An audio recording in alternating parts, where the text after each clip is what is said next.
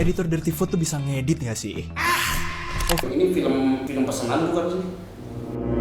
Apa yang pengen kamu bilang ke orang yang ngomong bahwa film Dirty Food ini adalah film yang didanai oleh koruptor misalnya atau agenda-agenda politik tertentu? Anjir, tidak koruptor buset.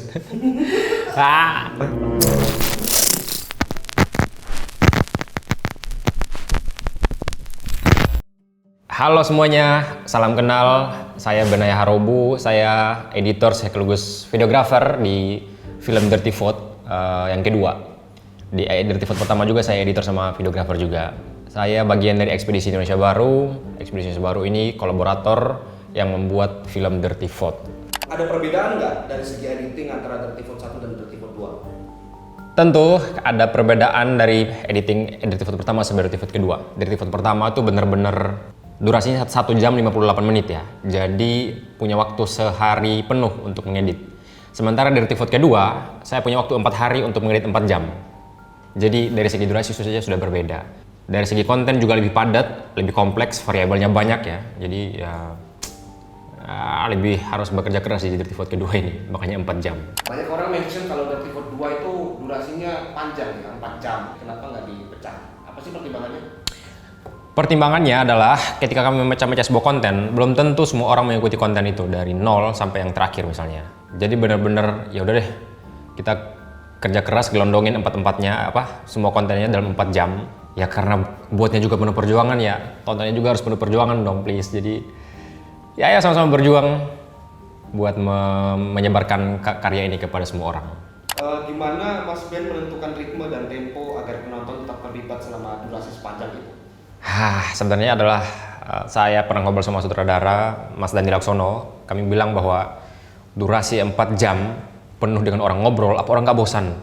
Nah akhirnya kami kepikiran, kayaknya perlu deh di tengah-tengah video kita selingin profiling masing-masing presenter itu ya. Ada Bang Bima, ada Bang Uceng, Mbak Bibip, sama Bang Ferry Amsari. Tapi kayaknya sejauh ini beberapa komentar-komentar itu belum ada yang pernah mengeluh soal durasi kepanjangan ya.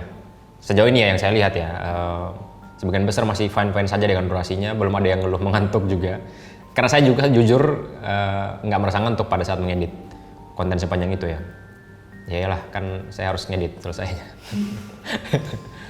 Apakah ada referensi film dokumenter lain yang jadi inspirasi gaya editing film Dirty Food 2? Jadi ada satu film yang jadi inspirasi kami untuk mengedit film ini. Judulnya ini nih, kelihatan nggak? An Inconvenient Truth. Film ini juga yang jadi patokan kami ya. Ada nggak film orang presentasi gitu, satu jam lebih.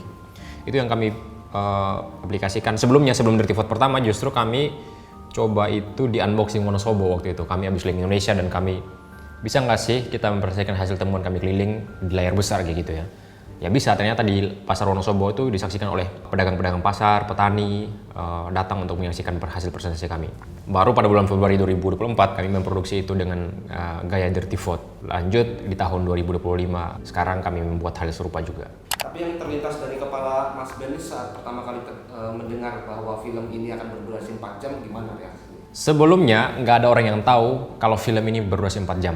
Satu-satunya orang yang tahu durasi ini akan 4 jam adalah saya sendiri. Karena saya yang masang gambar-gambarnya, semua gambarnya dibikin jadi satu. Timeline-nya dipasang. Mulai saya ngobrol satu-satu ke sutradaranya. Mas, kayaknya filmnya akan 4 jam. Ya udah Ben, gelondongin aja Ben 4 jam.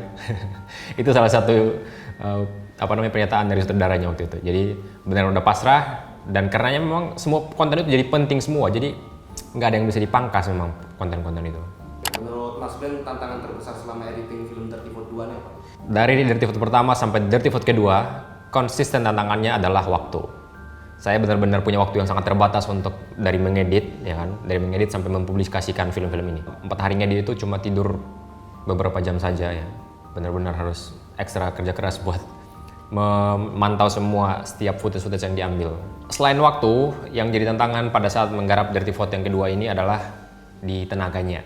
Jadi kami cuma punya waktu 1 hari full buat syuting dari jam 10 pagi sampai jam 10 malam. Bahkan saya sampai jam 3 subuh, jam 1 subuh di lapangan karena harus membackup semuanya sebelum keluar dari markas, dari studio itu. Besoknya langsung edit. Jadi belum cukup waktu istirahat, pagi bangun harus mengedit ya kan, begadang lagi dan mengedit lagi. begadang sampai subuh lagi, terus bangun pagi lagi, begitu terus sampai diuploadnya pada hari Senin kemarin. Adakah momen atau adegan yang paling sulit untuk diputuskan, dipertahankan atau dibuang? Adegan yang sulit dipertahankan atau yang sulit dibuang itu nggak ada sama sekali. Beneran semua pentingnya, semua hal berkaitan punya benang merahnya dari awal sampai akhir ya. Beneran saling terikat ya, jadi nggak bisa dipisahkan atau di-cut ya.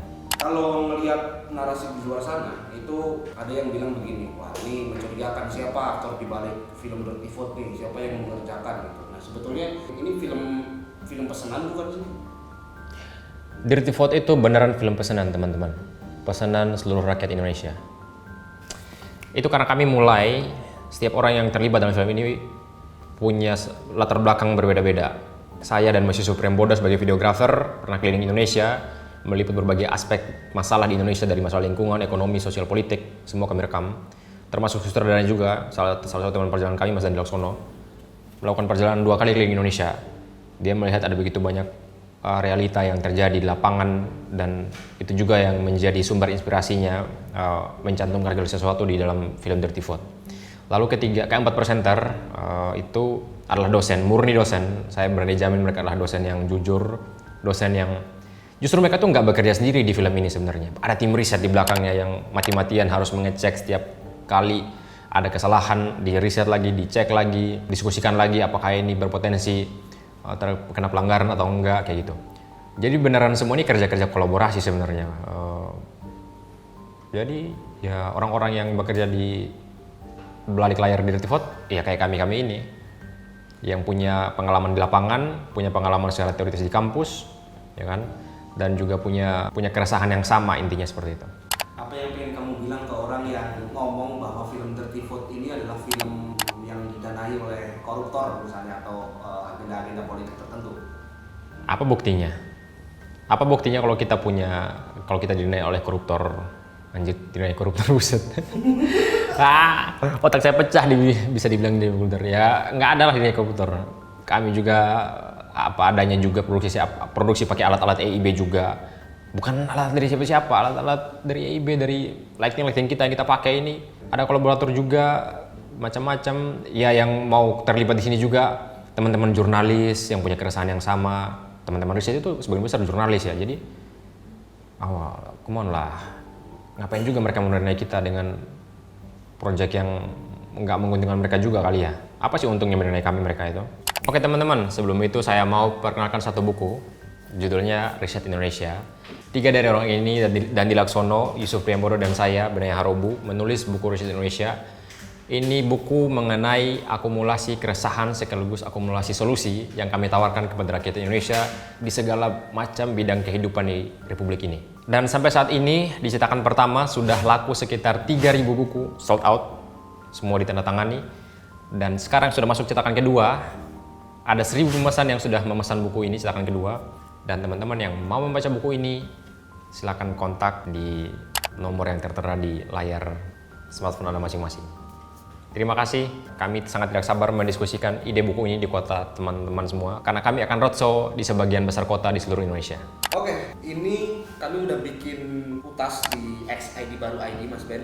Isinya adalah kalau dikasih kesempatan nanya atau menyampaikan sesuatu ke editor film Dirty Vote, apa yang pengen kalian sampaikan? Oke, dari Wader Crispy, @wadercrispy, langsung aja tag orangnya, Bung Benaya, dokumentasinya kelas. Terima kasih Bung, tayang di XX1 boleh nggak? Ide yang bagus tapi kayaknya mahal. Dari @barudakfix, yang di kepala Mas editornya ketika Mas Dandi makan tapi nggak nyuapin ini kan, jangan jahat sama orang. Saya bingung mau komentar apa, soalnya saya belum pernah di komentar seperti ini pas lagi ngedit.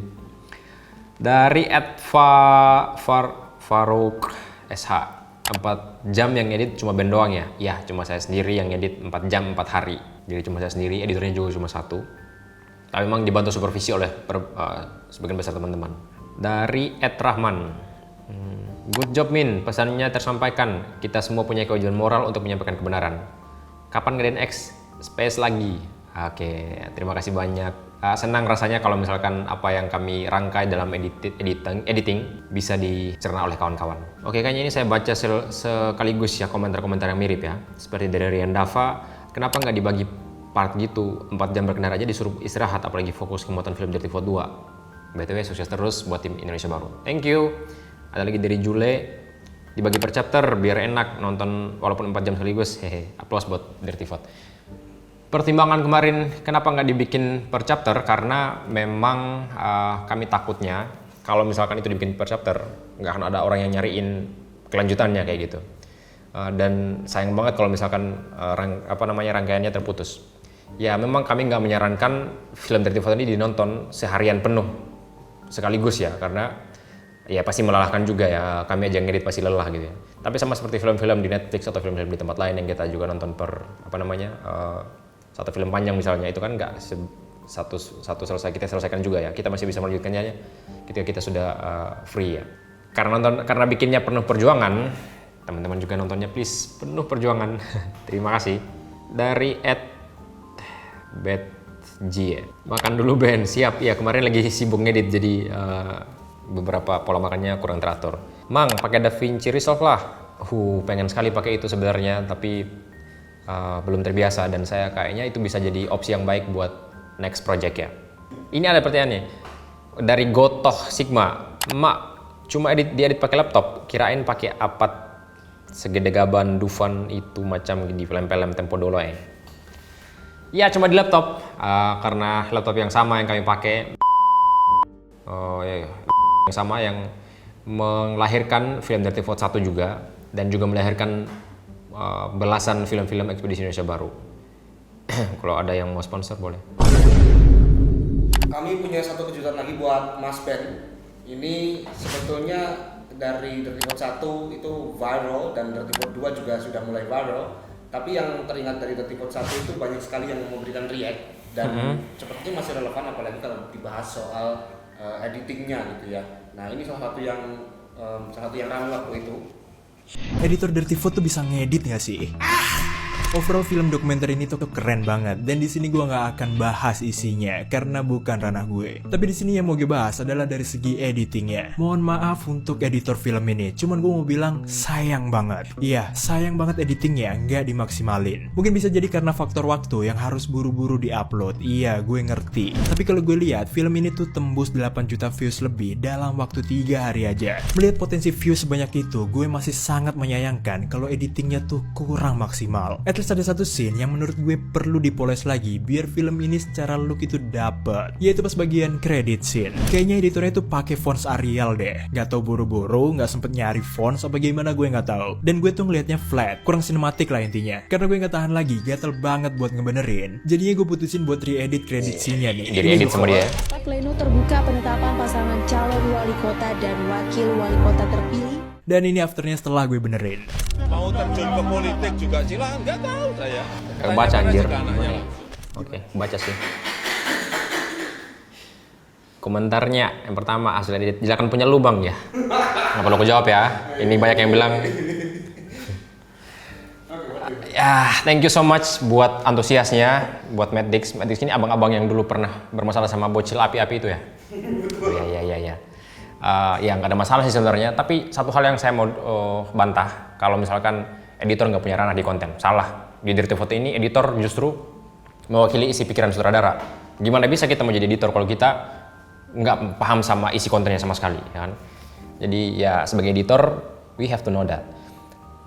Lalu soal font ya, pemilihan font ini memang kemarin karena pertimbangan yang penting bisa kebaca aja dan orang-orang yang ikut terlibat dalam produksi film itu bisa merasa bahwa mereka punya nama di situ. Kalau punya abang kan tadi kan kekecilan ya, mereka nggak mungkin aku nama saya kekecilan ya, kayak nggak merasa dihargai gitu ya. Tapi standar untuk menentukan font ini yang pertama bisa kebaca ya kan. Kalau misalkan font-font itu nggak sesuai selera orang masing-masing, ya itu masing-masing selera, aku kembali lagi ya. Banyak juga font-font di film-film lain yang menurut kita mengganggu, tapi itu jadi ciri khas film itu justru ya. By the way, thank you buat Matt Dix yang mereact Dirty Vote pertama. Ada film Dirty Vote kedua kalau mau sekalian di-edit. Sama ada belasan film-film Ekspedisi Indonesia Baru. Banyak film-film di situ yang bisa dilihat. Kalau bisa react kontennya juga dong. Thank you. Apa yang ingin Mas Ben sampaikan kepada generasi muda yang menonton Dirty Vote 2 untuk pertama kalinya? Anak-anak muda di seluruh Indonesia yang menonton film Dirty Vote, ini adalah panduan bagi kita. Panduan bagi kita yang belum mengenal negeri kita seperti apa. Ini adalah panduan visual bagi kita semua untuk melihat realitas yang terjadi di Indonesia saat ini.